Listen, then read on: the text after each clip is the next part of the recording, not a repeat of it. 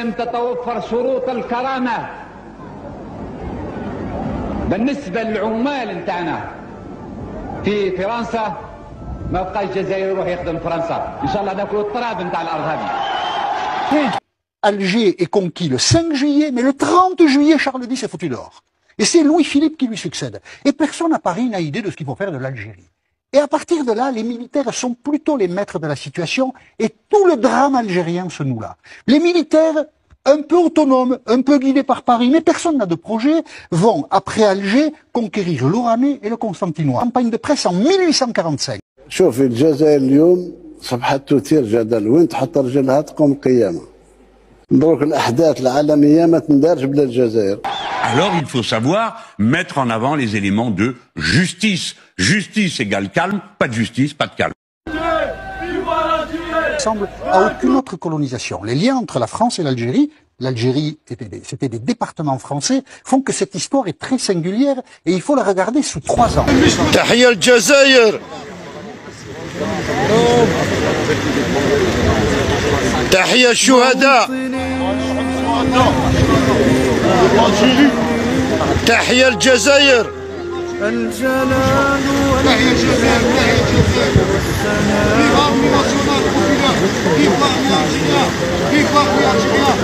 Vive l'armée algérienne.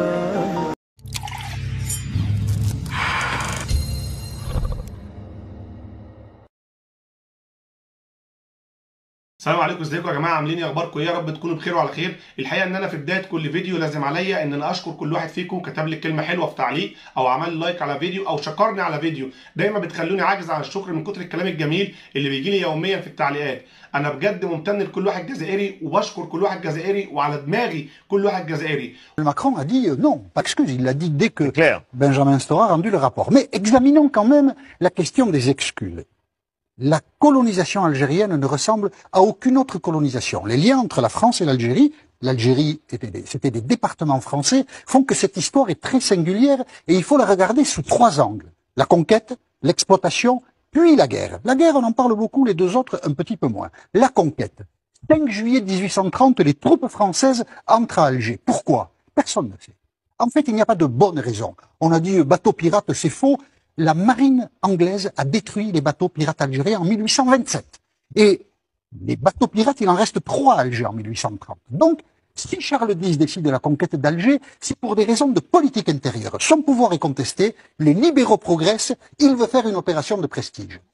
Et Alger est conquis le 5 juillet, mais le 30 juillet, Charles X est foutu dehors. Et c'est Louis-Philippe qui lui succède. Et personne à Paris n'a idée de ce qu'il faut faire de l'Algérie. Et à partir de là, les militaires sont plutôt les maîtres de la situation et tout le drame algérien se noue là. Les militaires, un peu autonomes, un peu guidés par Paris, mais personne n'a de projet, vont, après Alger, conquérir l'Oranais et le Constantinois. Campagne de presse en 1845, des journaux anglais, des journaux allemands et des journaux français qui disent que la manière dont se comporte l'armée française vis-à-vis des musulmans est inacceptable.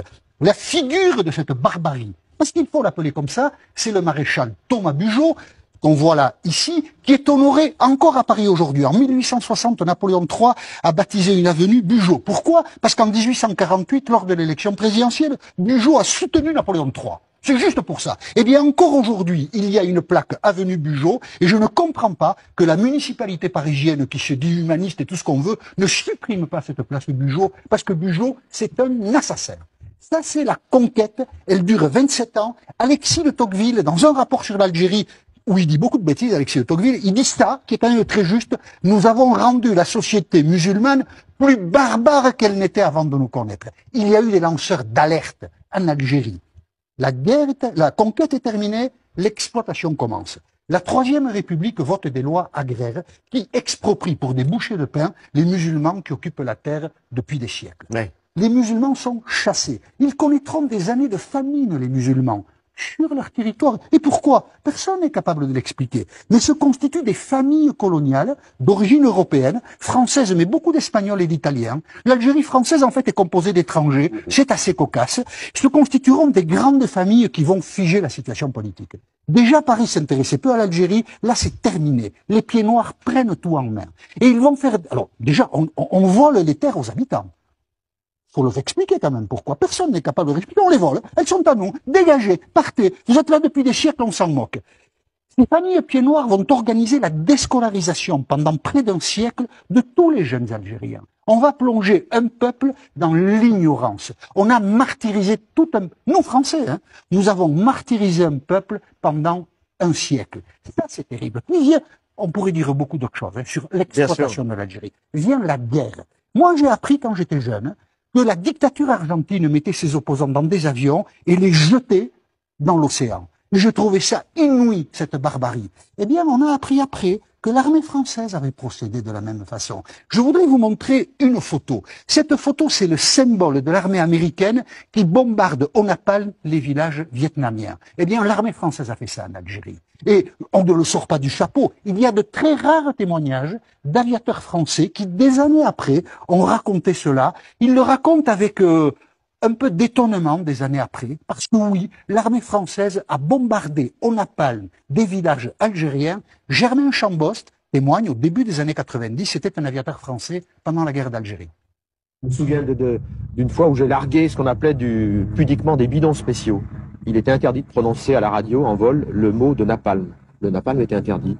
Alors on appelait ça pudiquement des bidons spéciaux. J'ai largué des bidons spéciaux et après avoir largué le bidon dans la vallée qu'on m'avait demandé de bombarder, un avion marqueur avait lancé un fumigène et on m'a dit tu largues tes bidons sur le fumigène. J'ai largué mes bidons sur le fumigène. C'était ça la guerre, pour nous aviateurs. Et puis en dégageant, j'ai vu quelqu'un qui courait, qui avait le feu dans le dos. J'avais brûlé un type. Oui, c'est vrai, on y pensait après, on avait brûlé des types. En dégageant, j'ai vu que j'ai brûlé un type. La conquête, l'exploitation, la guerre, ce sont trois bonnes raisons pour présenter des excuses aux Algériens aujourd'hui. Parce que ce qu'a fait la France en Algérie pendant 130 ans est...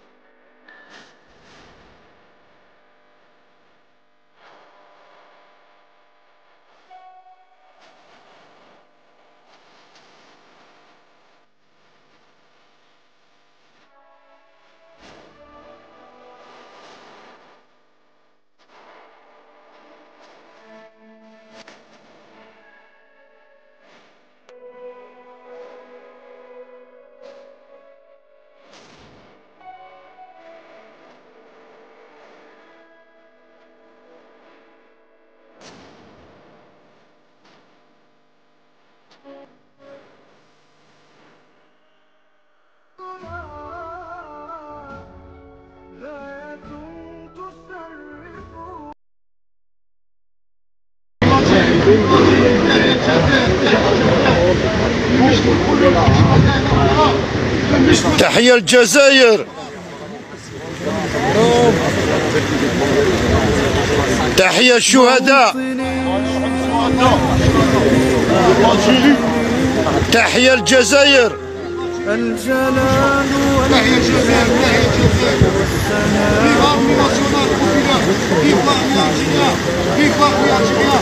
Vive l'armée algérienne.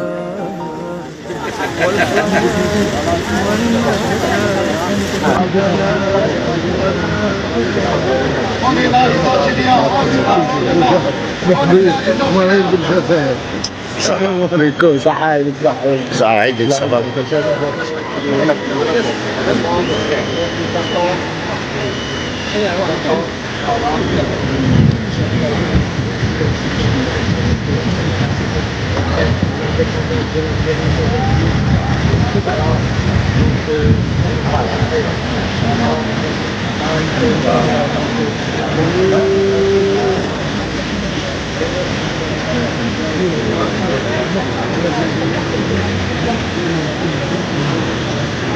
Toujours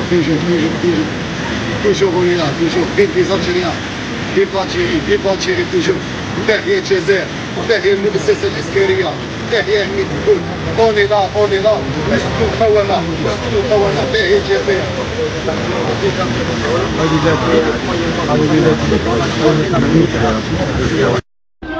Vive l'Algérie!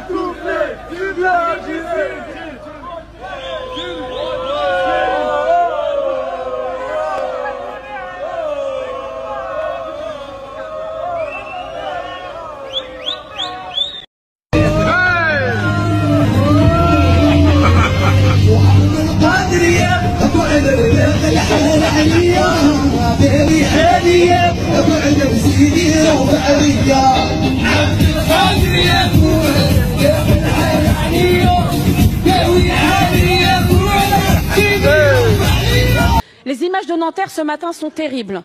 Contrairement à ce qu'ont pu affirmer certains médias, aucun policier ne se trouvait devant le véhicule lorsque celui-ci était en mouvement. Leur intégrité physique n'était manifestement pas menacée. Et le tir à bout portant ne semble absolument pas proportionné au délit commis. Non, le jeune homme n'a pas foncé sur les policiers, comme l'affirment les professionnels de la récupération politique à l'extrême droite de cet hémicycle. Nous avons sur l'ensemble des réseaux sociaux une vidéo démentant catégoriquement cette version. Aussi, Monsieur le Ministre, j'aimerais vous poser une question. Pourquoi, dans notre République, le refus d'obtempérer peut être passible d'une balle dans la poitrine ou dans la tête?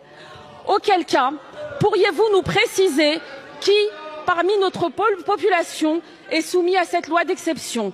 Pour nous, il est urgent de revenir sur la loi du 28 février 2017. Cette loi est trop ambiguë dans sa formulation et permet aux policiers une lecture très discutable quant à l'usage du feu.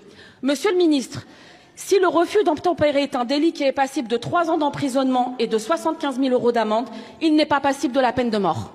Je vous cite, il faut rappeler l'Algérie à son devoir de non-ingérence, qu'elle n'hésite pas à les récupérer, alors je ne sais pas qui sont les lés, vous allez me dire, à commencer par ceux qui violent les lois de la République. Vous dites quoi? Vous avez la réponse. Vu que l'Algérie tire les ficelles depuis 3 jours maintenant. Vous avez vu le communiqué de la diplomatie algérienne qui semble s'inquiéter aujourd'hui de la sécurité des ressortissants algériens en France.